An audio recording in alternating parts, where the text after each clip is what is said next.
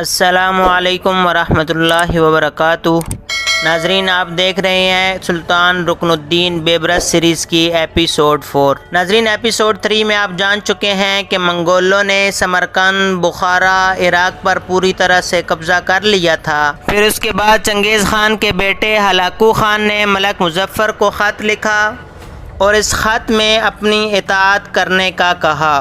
ناظرین، منگول سفیر مصر میں بڑے اکڑ کر داخل ہوئے، کیونکہ ابھی تک ان کی گردن کسی نے نہ جھکائی تھی اور انہوں نے عباسی خلیفہ کو بھی قتل کر دیا تھا۔ جب ان کو ملک مظفر نے کہا کہ اپنی اس روش سے باز آ جاؤ اور سیدھے طریقے سے بات کرو، لیکن وہ نہ مانے، تو سلطان رکن الدین بیبرس کو غصہ آ گیا، جو کہ لشکر کا سالار اعلیٰ تھا۔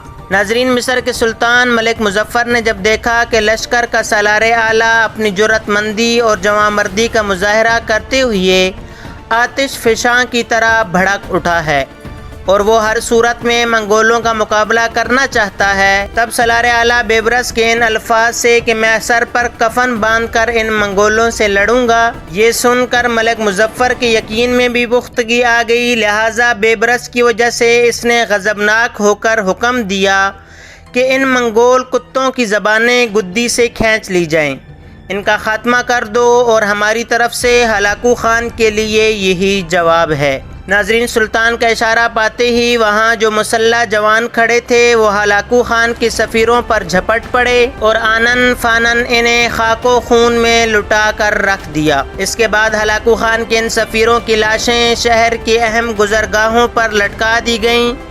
سلطان ملک مظفر اور بیبرس کے ایسا کرنے سے مسلمانوں میں جو منگولوں کا خوف تھا وہ جاتا رہا اور وہ منگولوں کا مقابلہ کرنے کے لیے تیار ہو گئے۔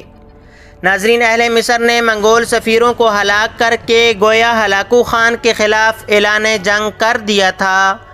اب اہل مصر کے لیے ایک ہی راستہ تھا کہ لڑ کر فتح حاصل کریں یا اپنی جانیں قربان کر دیں۔ ان حالات میں مصر کے سلطان الملک مظفر نے منگولوں کا مقابلہ کرنے کے لیے سارے اختیارات اپنے سالار امیر بیبرس کے حوالے کر دیے تھے۔ ناظرین، امیر رکن الدین بیبرس سے متعلق مورخین لکھتے ہیں کہ وہ ایک کمال کا انسان، ایک کمال کا لشکری کمانڈر اور سالار تھا۔ منگولوں کی طاقت اور قوت کے افسانے سن کر وہ اکثر کہے لگایا کرتا تھا اور کہتا تھا، وقت آنے دو، ہم ان مغرور وحشی منگولوں کو بتا دیں گے کہ صرف وہی لڑنا نہیں جانتے، دنیا میں کچھ ایسے لوگ بھی ہیں جو ان کا پنجہ مروڑ سکتے ہیں۔ منگول سفیروں کو قتل کرنے کے بعد مصر کے سلطان ملک مظفر نے امیر رکن الدین بیبرس سے وعدہ کیا کہ اگر وہ منگولوں کو شکست دینے میں کامیاب ہو گیا تو وہ لشکریوں کے سپہ سالار کے عہدے کے علاوہ مصر کا حاکم بھی امیر بیبرس کو مقرر کر دے گا۔ بہرحال امیر رکن الدین بیبرس نے منگولوں کا مقابلہ کرنے کے لیے جنگ کی تیاریاں شروع کر دیں۔ وہ دن رات تیاری میں لگا رہا۔ اس نے قاہرہ کے ہر تندرست اور بالغ مرد کے لیے عسکری خدمت لازمی قرار دی اور حکم جاری کر دیا کہ جو کوئی بھی معقول عذر کے بغیر لشکر میں بھرتی ہونے سے گریز کرے گا اس کو کوڑے لگائے جائیں گے۔ ناظرین، اہل قاہرہ کے علاوہ رکن الدین بیبرس نے اپنے لشکر میں ان پناہ گزین ترکمانوں، عرب بدوؤں اور دوسرے قبائل کو بھی بھرتی کرنا شروع کر دیا جو اس سے پہلے منگولوں کے ہاتھوں نقصان اٹھا چکے تھے، اور یہ لوگ بڑے نڈر اور اعلیٰ درجے کے جنگجو تھے جن کی شجاعت پر ہر حال میں بھروسہ کیا جا سکتا تھا۔ ناظرین، چند ہی دنوں میں رکن الدین بیبرس کے پاس ایک جرار لشکر تیار ہو گیا۔ اس لشکر میں زیادہ تعداد ان لوگوں کی تھی جو منگولوں کے ہاتھوں ستائے گئے تھے یا غلام بنائے گئے تھے، بکتے بکاتے مصر پہنچ گئے تھے اور اب وہ منگولوں سے انتقام لینے کے لیے فن حرب و ضرب میں کمال درجے کی مہارت کر چکے تھے۔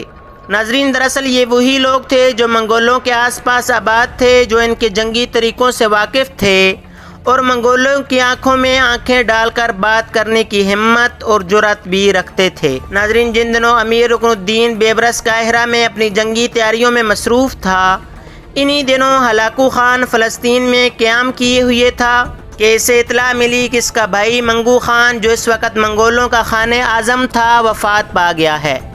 لہٰذا اس کا جانشین نمزد کرنے کے لیے سارے منگول سرداروں اور سربراہوں کو آبائی دشت میں طلب کر لیا گیا ہے۔ ہلاکو خان کو جب یہ پیغام پہنچا تو اس نے اپنے آبائی دشت کی طرف جانے کا ارادہ کر لیا۔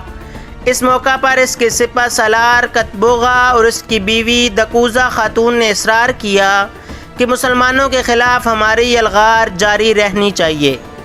رہا سوال خان اعظم منگو خان کا تو وہ اب مر چکا ہے۔ دکوزا خاتون جو ہلاکو خان کی بیوی تھی بنیادی طور پر عیسائی تھی اور مسلمانوں کی تباہی اور بربادی چاہتی تھی، لہٰذا وہ یہ نہیں چاہتی تھی کہ ہلاکو خان واپس جائے۔ وہ یہ عزم کیے ہوئی تھی کہ ہلاکو کو مصر پر حملہ آور ہونا چاہیے۔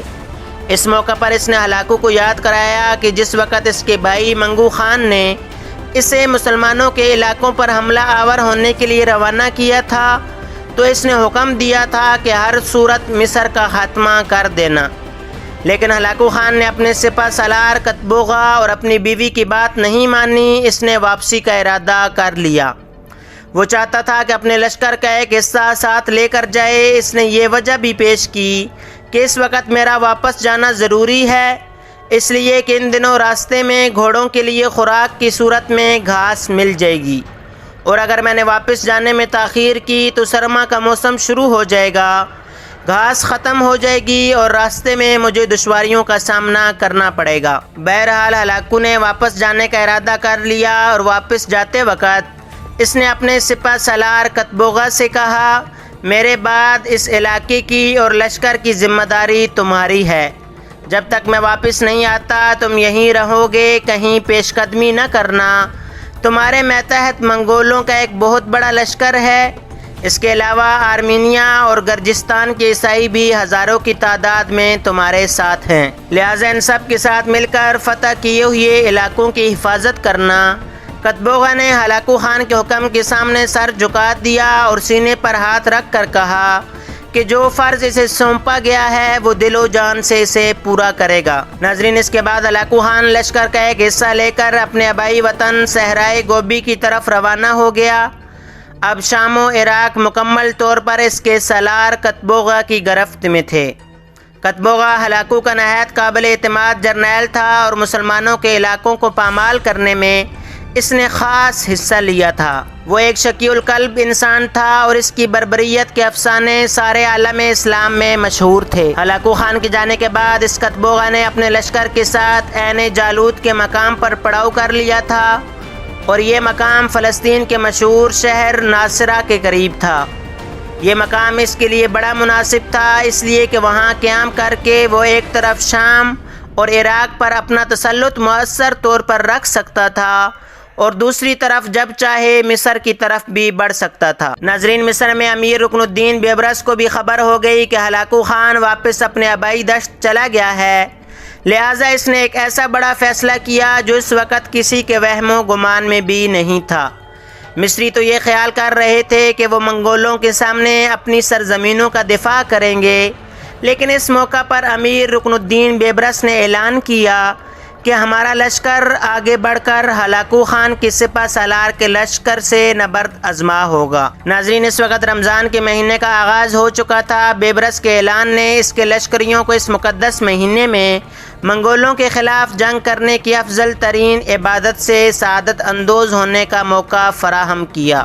چنانچہ لوگوں نے بڑی خوشی سے رکن الدین بیبرس کے اس فیصلے کو قبول کر لیا، لہٰذا رکن الدین اپنے لشکر کو لے کر بڑی تیزی سے فلسطین میں داخل ہوا۔ ناظرین، ان دنوں عیسائی دنیا کیونکہ مسلمانوں کے خلاف منگولوں کا ساتھ دے رہی تھی اور بحیرہ روم کے کنارے کنارے نصرانیوں کے بہت سے قلعے بھی تھے، لہٰذا اپنے لشکر کے کچھ حصے رکن الدین نے ان قلعوں کے قریب ہی متعین کر دیے تاکہ ان قلعوں میں جو مسلح صلیبی جنگجو ہیں وہ اپنے قلعوں سے باہر نکل کر مسلمانوں کے خلاف منگولوں کی مدد نہ کر پائیں۔